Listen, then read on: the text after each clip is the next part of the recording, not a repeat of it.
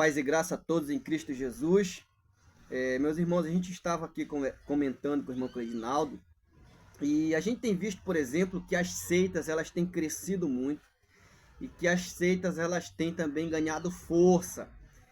Muitas de suas heresias elas estão aí ganhando forças e elas estão precisando também que nós demos uma resposta à altura, a nível bíblico, daquilo que elas estão tentando desconstruir, que a palavra de Deus já tem fixado e que as suas raízes, que são a palavra de Deus, é a verdade. Então a gente aí, com o irmão Cleidinaldo comentando, a gente vai aí começar uma série, refutando argumentos de seitas, pontos conflitantes que eles colocam nas escrituras. Não é que a Bíblia esteja em contradição ou que esses textos não há uma explicação, não, é que eles aí acham, por exemplo, e pregam dessa forma, entende?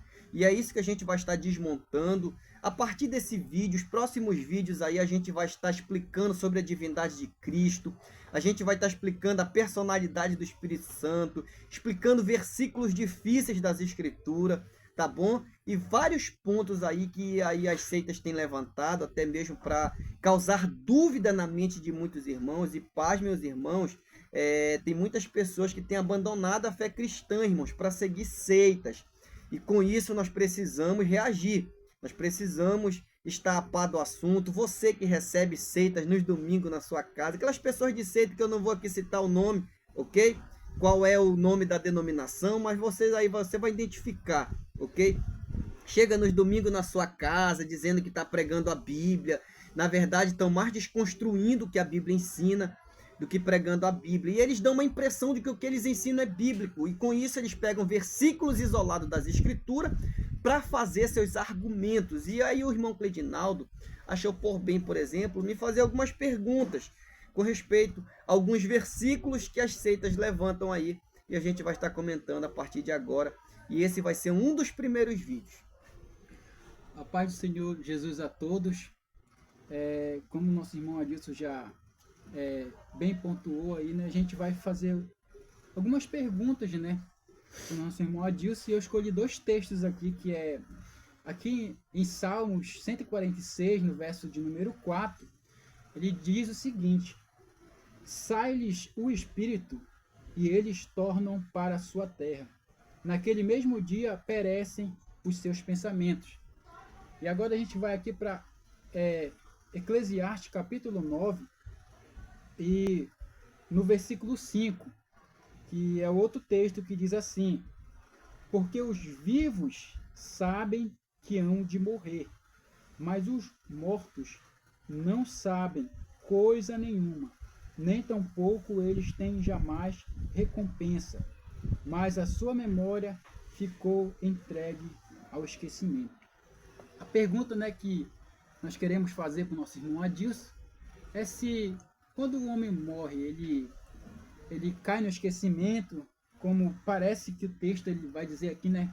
Quando os mortos, quando a pessoa morre, ele não sabe de nada. O que acontece? O homem ele é uma alma ou ele tem uma alma, irmão Adilson?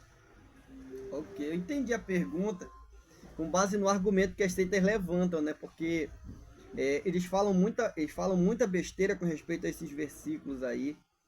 E, por exemplo, esse texto de Eclesiastes 9,5, quando diz lá que os vivos sabem que hão de morrer, mas os mortos não sabem coisa nenhuma, nem tampouco tem eles recompensa, porque a sua memória jaz no esquecimento. Então, bora por parte, ok? Quando eu falo bora, deixa eu só explicar, porque tem pessoas aí de outros lugares do Brasil também, de outros Estados.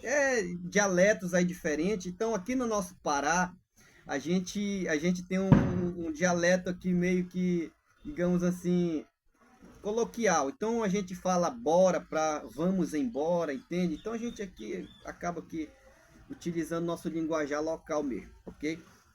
Então, vejam bem, quando a gente olha para esse texto de Eclesiastes, capítulo 9, versículo 5, nesse texto de Eclesiastes, aqui o Salomão ele escreve algo muito interessante. Primeiro, ele está escrevendo do ponto de vista debaixo do sol.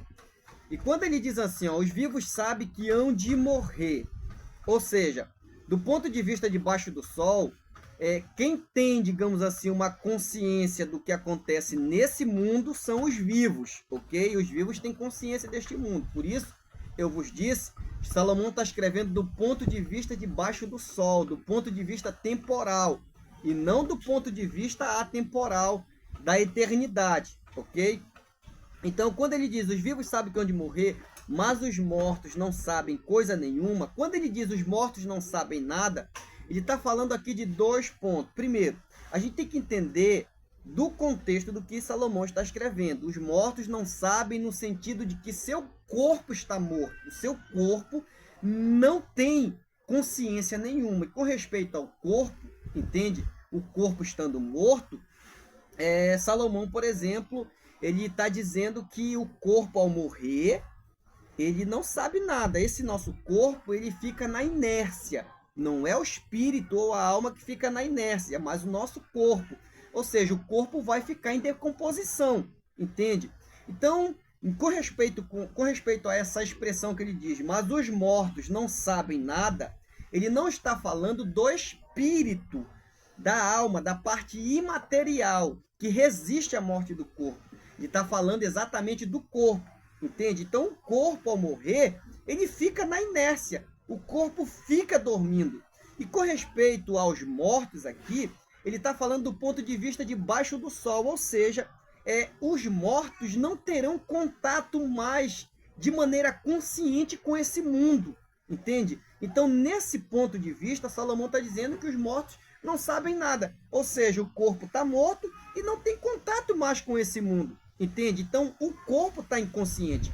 Agora, quando ele fala na parte B, a sua memória jaz no esquecimento, memória ali não é a memória do morto, irmão, mas é a historicidade do morto, ou seja, a memória dos vivos com respeito ao que o morto fez, entende? Então ali, na verdade, está se tratando da lembrança dos vivos, com respeito àquela pessoa que partiu, entende? Então, se você pegar lá a Bíblia NVI, a Bíblia NVI vai traduzir da seguinte forma: não há lembrança deles, porque ali o texto está no contexto dos vivos, entende? É os vivos que não lembram, é os vivos que não têm mais a memória dele. Em que sentido Salomão está dizendo?